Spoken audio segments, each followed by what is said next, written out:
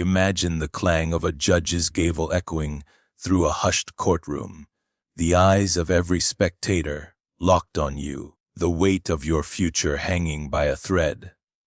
And the man standing before you, badge gleaming, smirks as though his uniform alone can decide your fate. You can almost taste the tension in the air, like electric sparks ready to ignite. That's the moment she faced him. A lawman convinced his authority, put him above reproach, until he tangled with a woman determined to expose the cracks in his armor. He arrived at dawn, the precinct lights still burning a dull red, pulling into the lot with that familiar swagger. Badge clipped to his belt, service weapon holstered at his hip, polished boots stamping out a promise of order.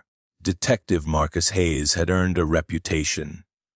10 years on the force, countless busts, and whispers among the brass that he was destined for big things. He embraced the power that came with his title as though it were his birthright. Yet beneath the starched uniform lay a man hungry for control, eager to remind anyone who dared cross him whose rules they were living by. That Tuesday morning, he surveyed the case file on his desk, a misdemeanor traffic violation, a mere footnote in his career.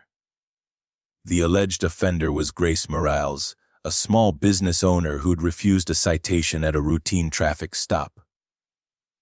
In most precincts, this would be dismissed, a quick fine paid, and life moved on.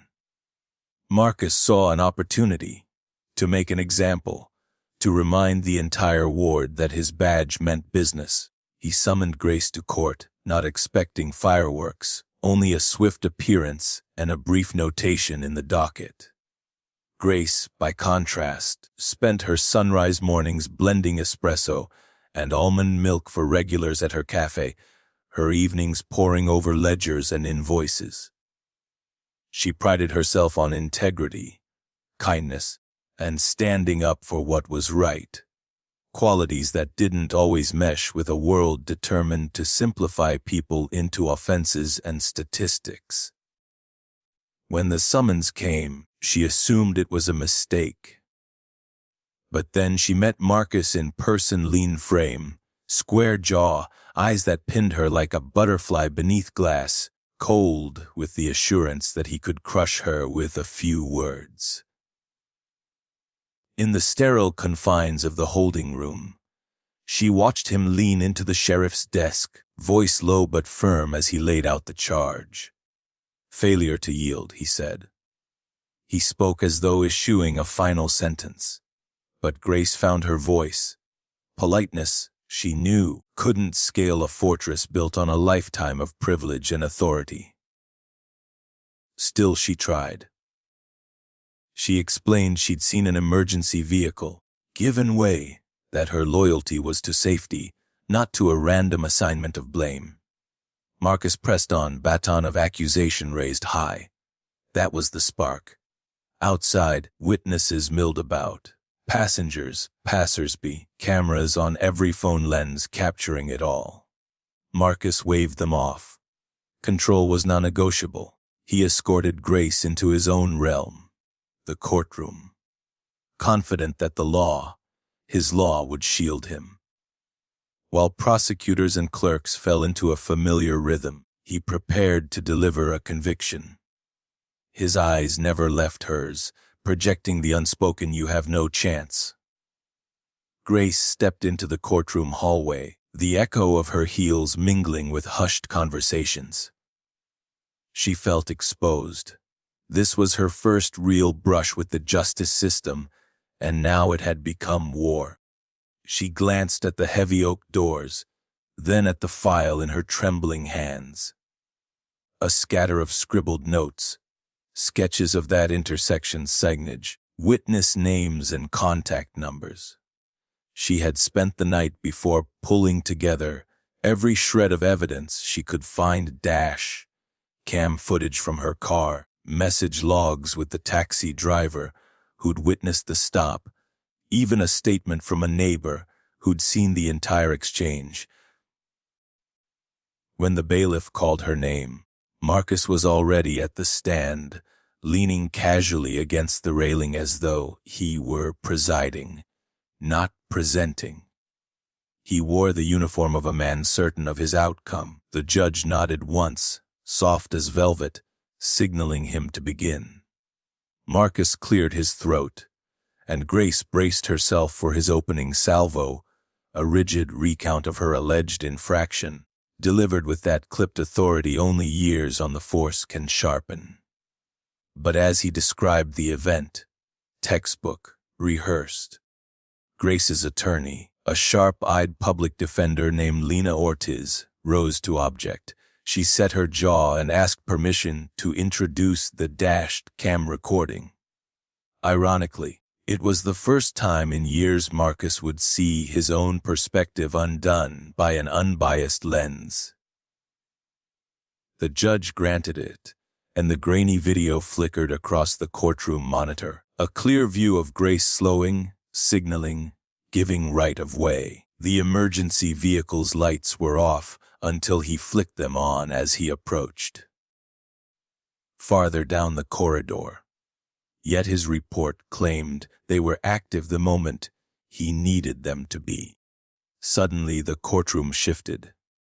Whispers rolled through the wooden benches. Marcus's jaw tightened. He tried to steer the narrative back, painting the video as inconclusive, but his voice, once steady, now betrayed a crack of uncertainty. Grace felt adrenaline surge as proof replaced presumption. She watched Marcus's confidence deflate, the aura of untouchability peeling away. Outside recess, Lena cornered the detective. She brought out GPS timestamps from the squad car, revealing the time delay between the lights activating and his report. She probed at inconsistencies. Why hadn't he noted the delay in his official record? When the DA's office received the footage, they exchanged nervous glances. They'd been riding Marcus's coattails, trusting his reports as gospel. Now they faced the possibility that the celebrated detective had rushed his judgment. Back inside the courtroom, the momentum had shifted so utterly it felt like the laws of physics had been rewritten. The prosecutor, once an ally of Marcus's narrative, now paced, reviewing his notes as though he'd been dropped into the wrong trial. Grace sat rigid, fingers interlaced, as Lena laid out the timeline, how Grace had safely navigated the busy intersection, how the detective's own cruiser blocked her view until the last precious second, how his report bent under the pressure of self-justification. The judge leaned forward. He asked Marcus to explain the discrepancy. For the first time, Marcus hesitated. His proud facade cracked. The courtroom lights seemed to bore into him, shining truth onto every word.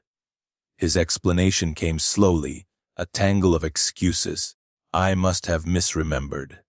He began, eyes flicking to the tile floor. But what grip did he have now that his own evidence had betrayed him? Lena pressed further, gently but relentlessly.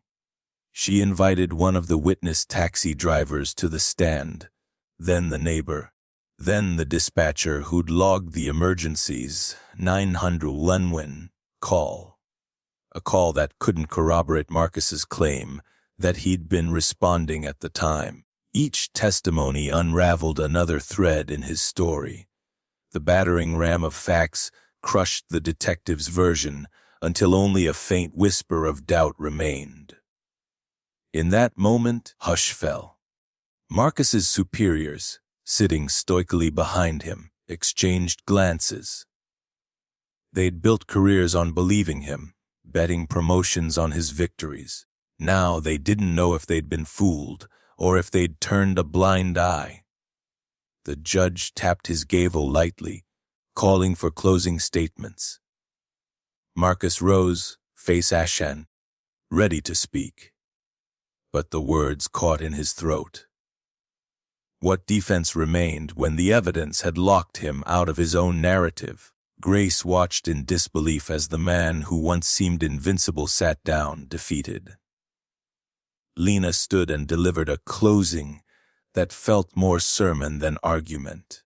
A warning that power unchecked becomes tyranny, that justice demands accountability, no matter how high the badge. That one woman's persistence had protected not just her own rights, but everyone else's who walked into that courtroom seeking fairness. The gavel fell. Silence stretched, then gave way to a murmur of astonished relief. The judge announced his verdict, the charges were dismissed, and the record would be expunged. Grace inhaled a shaky breath, feeling the taste of vindication, sweet as spring rain. Marcus sat motionless, his legacy in tatters, the badge he once wore like armor reduced to a heavy weight at his side. In the days that followed, Internal Affairs launched an inquiry. Emails surfaced showing he'd been warned about his report, writing but ignored the caution. Colleagues stepped forward, admitting they'd pressured him to close cases quickly, to keep numbers up at any cost. The department's brass distanced themselves, promising reforms and retraining. Marcus requested leave. Rumors whispered of a resignation. Grace returned to her café, bruised but triumphant. Customers raised their cups in salute, calling her the woman who took down the cop. She smiled, awkwardly proud, knowing her victory went far beyond her own ticket. It reminded every citizen that beneath every uniform walked a human being, fallible and accountable. This isn't just a story about one stubborn woman and one overconfident detective. It's a call to remember that justice thrives when we question authority, when we demand transparency, and when we refuse to let anyone, no matter how powerful, think they're above the law. If you've been inspired by Grace's courage, if you believe ordinary people can reshape the system, hit subscribe and ring the bell. Join us at Lived Truths for more stories that shine a light on real heroes, real villains, and the fragile, beautiful struggle for justice.